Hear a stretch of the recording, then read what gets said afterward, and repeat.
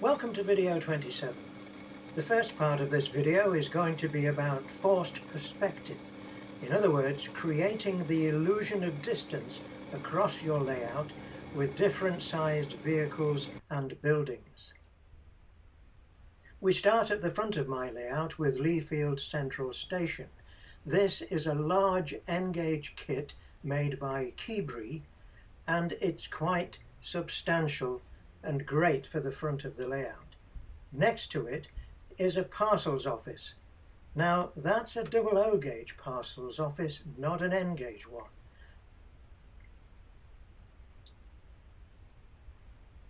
I used the same trick at the entrance to Leebury Park Depot. The oil tanks that you see here are also double O gauge. I made a large hole into the baseboard to lower them into, so that the size was more in keeping with the surrounding vehicles. I also created a large hole for the double O gauge parcels office and adapted the doorways.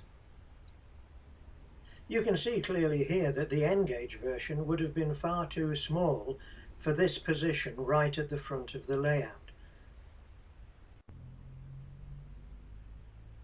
I have also used very large trees at the front of the layout because trees are usually much taller than buildings. So as we start to transverse across the layout from front to back, you'll actually see with the positioning of some of the buildings how this forced perspective falls into place. The village is on a raised part of the baseboard, and you can see a retaining wall is often a very useful feature to create a demarcation area between sizes. The houses with their backs to us are much larger than the other houses on the far side of the street. This is again deliberate to make things look smaller as we move further away.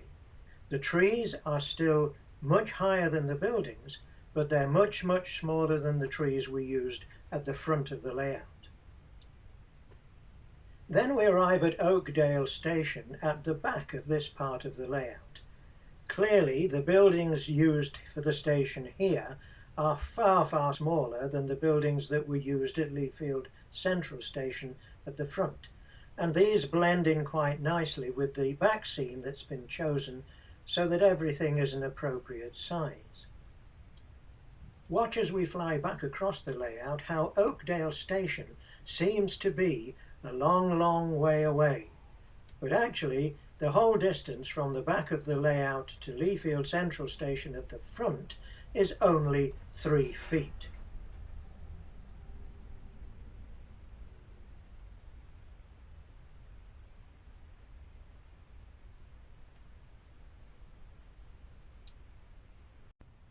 I've used the same technique here at Ashpeth Station.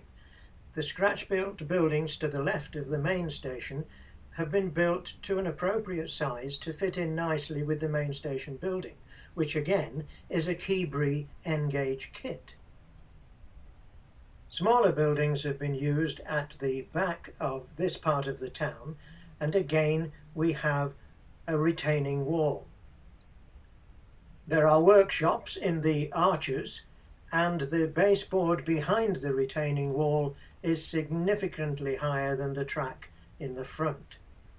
And as we move further back now towards Morrington Station, you can see here again that we have used very much smaller buildings for this station to make it look as if it's significantly further away.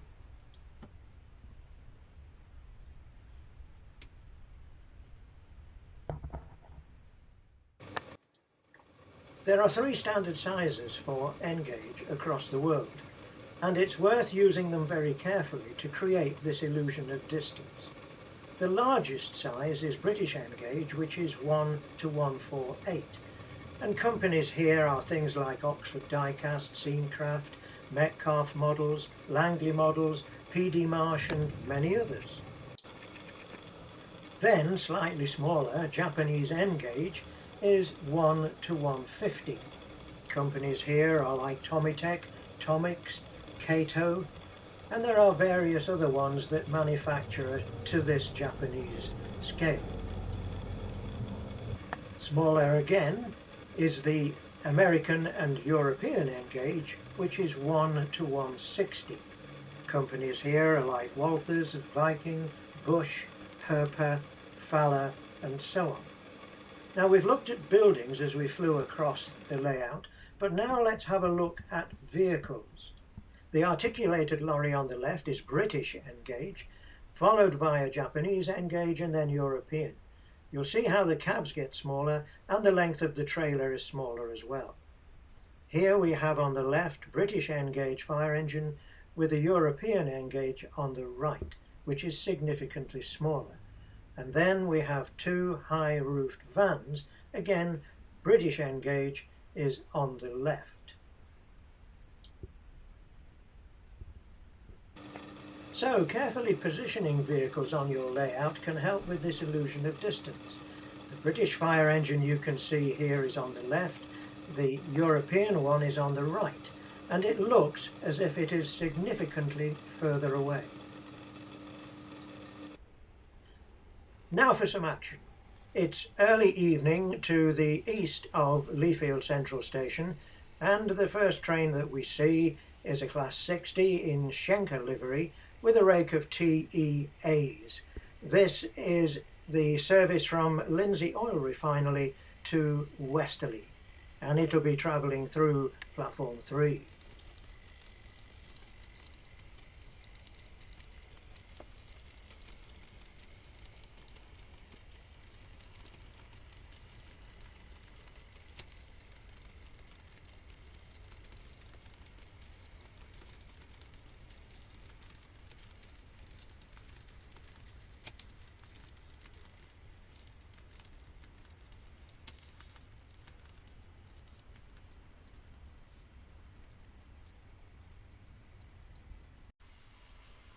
Bang on its booked time of 1825, we have a Class 66 and JPA bogie cement wagons with the working from Hope Cement Works to Dewsbury.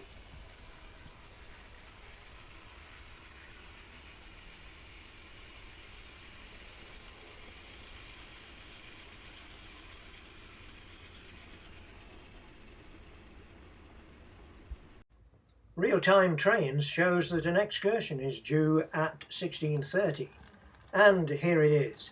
It's a West Coast Railway excursion travelling from Edinburgh to Birmingham New Street.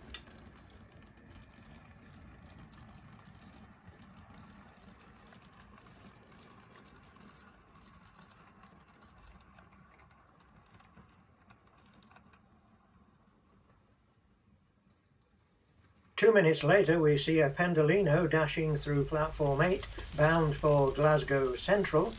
This has been diverted from the West Coast Main Line because there are going to be engineering works overnight.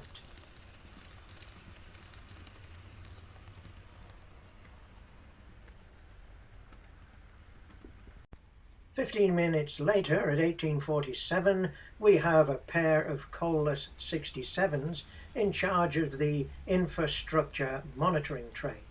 It's on a circuit from Derby to Doncaster and back to Derby.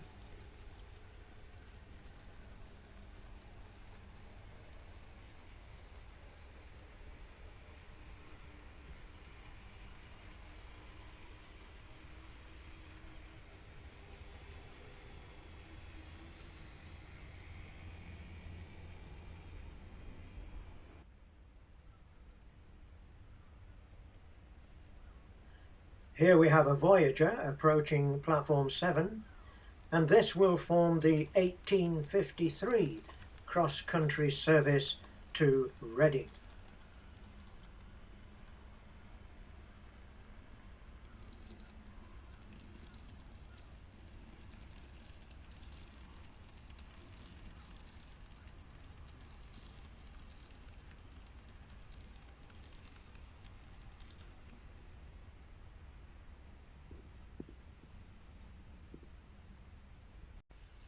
An unusual service this far north is a Class 59 and VTG liveried HOA wagons. This is an additional service from Cliff Hill Quarry to Selby.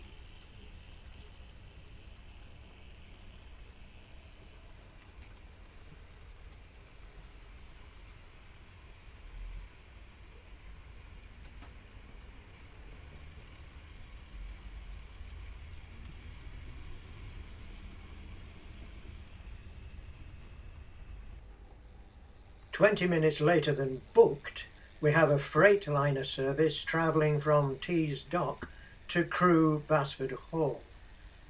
And the consist appears to be mainly made up of spine wagons.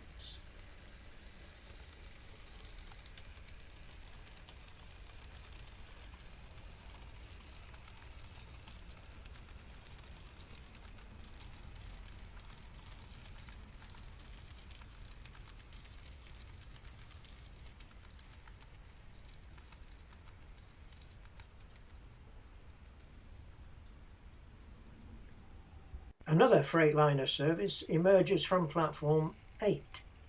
This is travelling from Southampton to Leeds Freightliner Terminal.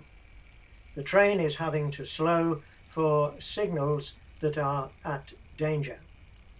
Interestingly enough, Freightliner have had to hire in a DRS Class 66 due to a shortage of locomotives.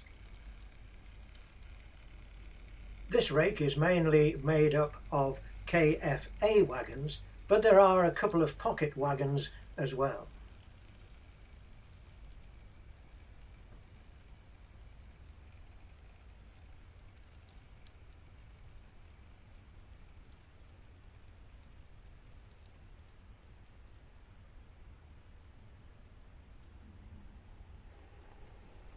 Well, it's 7:30 now and almost time to go home.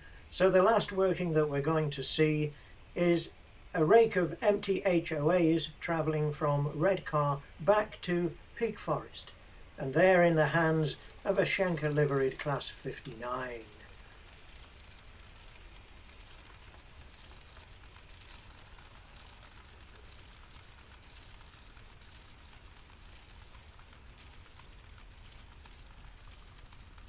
Thanks so much for watching, folks. I hope to see you again soon. Take care.